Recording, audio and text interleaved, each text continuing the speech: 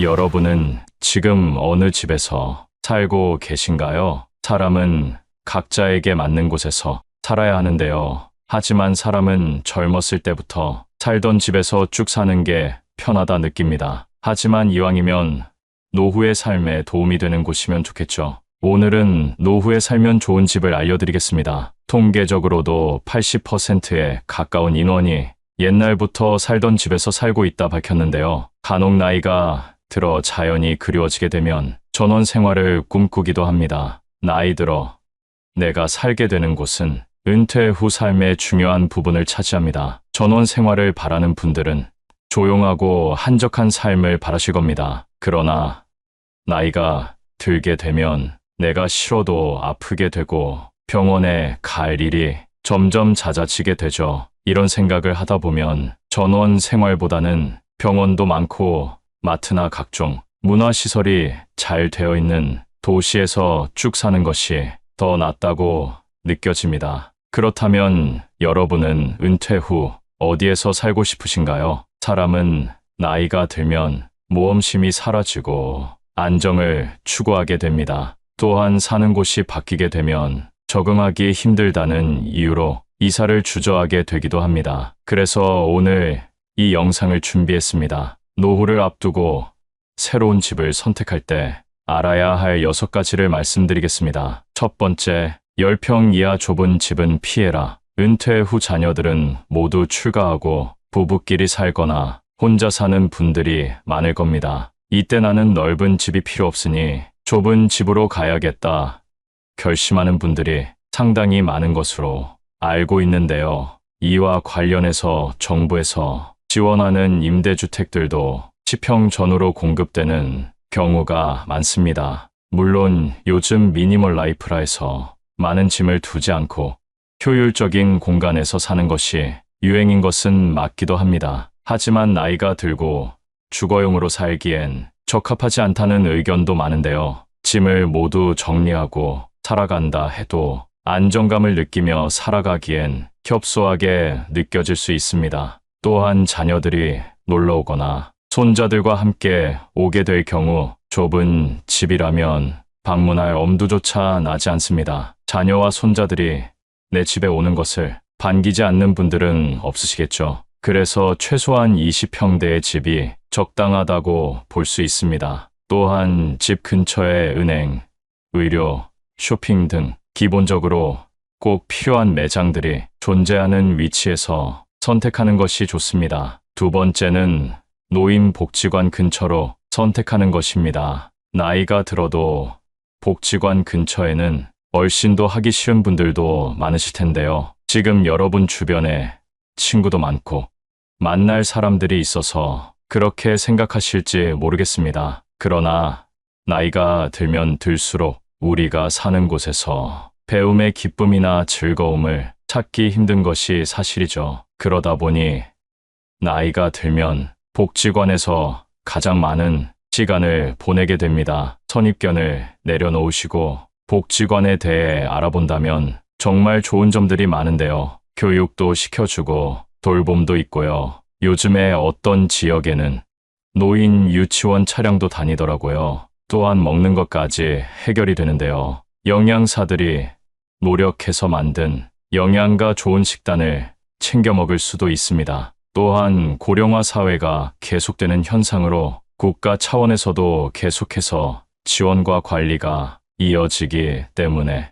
좋게 생각하면 정말 좋은 혜택들이 많습니다. 재산이 많은 분들이야 당연히 이런 노후 걱정이 없으시겠지만 우리는 그럴 만한 여유는 없는 것이 사실이지요. 조금 부끄럽기도 하지만 유튜브에서만큼은 솔직한 마음으로 보셔도 괜찮습니다. 물가는 계속해서 오르고 친구랑 밥 한 끼 먹는 것도 점점 부담이 됩니다. 그래서 복지관 근처에 사는 것을 추천드리는 것입니다. 부담되지 않는 비용으로 배우고 친구도 사귈 수 있습니다. 세 번째, 병원이 가까운 곳에 사세요. 앞서 말씀드린 것처럼 나이가 들면 병원 갈 일이 잦아집니다. 여러분 골든타임이란 말 들어보셨죠? 내 의지대로 병원을 갈 수 있으면 다행이지만 갑작스런 일이 생겼을 때는 골든타임이 정말 중요합니다. 그래서 30분 내에 병원이 있으면 좋을 것 같습니다. 한적한 곳,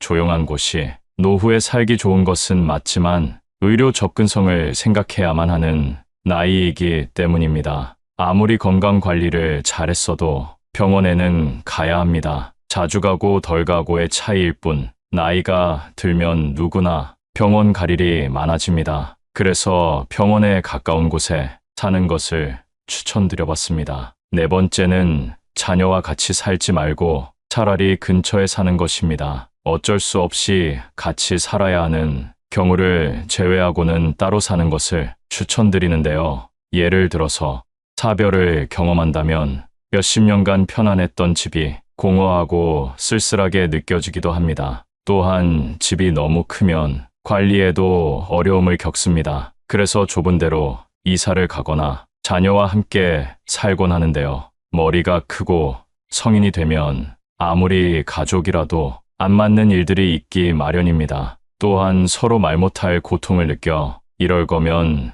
차라리 따로 살 걸 후회하기도 합니다. 그래서 같이 사느니 그나마 근처에 사는 것을 추천드립니다. 여러분은 며느리와 한 공간에서 지낼 수 있으신가요? 밥 먹을 때 메뉴를 고민하고 서로가 서로를 생각하느라 편안해야 할 공간인 집에서 스트레스를 받는다면 그것만큼 괴로운 일도 없을 겁니다. 그러니 아무리 자녀라고 해도 최소한의 거리를 두고 사는 것이 좋습니다. 다섯 번째, 산책로 또는 공원이 있는 집을 선택하시는 것을 추천합니다. 요즘 삶의 질이 계속해서 올라가고 있습니다. 이제 먹고 살 걱정은 전보다 덜하는 것이 사실이죠. 그러다 보니 나이가 들어도 운동을 하는 시니어들이 많습니다. 운동을 하기 싫어도 나이가 들면 꼭 하시는 것이 건강 유지의 비결인데요. 노후엔 시간이 상대적으로 여유 있어지기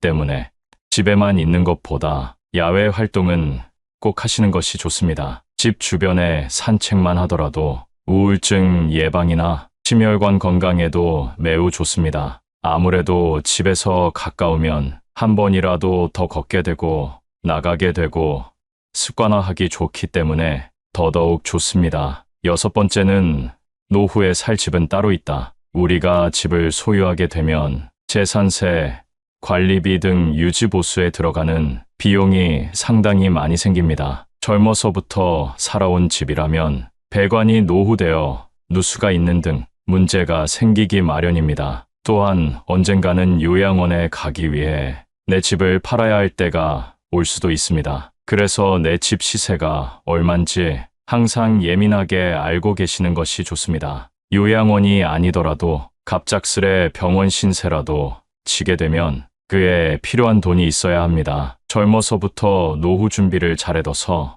저축한 돈이 많다면 괜찮겠지만 그게 아니라면 내 집을 빠르게 팔아야 할 수도 있습니다. 아무래도 현금성 자산은 많이 모으지 못하는 것이 요즘의 현실이라 혹시나 생길 수 있는 상황에 미리미리 대비하는 것이 좋습니다. 이 영상을 보고 있는 지금부터라도 저축하는 습관을 가지는 것을 정말 추천드리는데요. 행복한 노후를 위해 저축을 잘해놔야 합니다. 노후 생활은 현실이기 때문에 최소한의 생활비는 있어야 살아갈 수 있는데요. 여러분이 생각하시는 최소한의 생활비는 얼마인가요? 한국에서의 적정 생활비는 부부 기준으로 277만 원이라고 정도라고 합니다. 건강을 꾸준히 챙겼다면 2,300만 원으로도 생활이 가능합니다. 노후에 이 정도 금액이 확보되어 있는 분들은 위험이 있는 투자는 하지 않는 것이 좋습니다. 돈이야 많을수록 좋지만 노후에 투자 실패로 빚을 갚아야 해서 일하시는 분들을 보면 마음이 아픕니다. 제 주위에도 이런 분이 있는데 아무것도 하지 않았으면 그래도 먹고 살 걱정은 없었는데 투자를 잘못해서 일을 하느라 고생하고 있습니다. 투자 실패를 이야기하시며 눈물 흘리는 모습을 보고 저도 덩달아 눈물이 고였는데요. 노후에는 의외로 엄청난 돈이 있는 것보다 가끔 사람들 만나서 커피 한 잔 마시고 등산도 다니고 맛있는 것도 먹을 정도의 돈만 있어도 충분히 행복하게 살아갈 수 있습니다. 이 정도 금액이 준비되어 있지 않더라도 국가에서 고령화 정책으로 일자리나 지원금 등 여러 방면에서 정책이 만들어지고 있으니 지금이라도 다가올 노후를 위해 저축을 하신다면 노후에 큰 도움이 될 겁니다.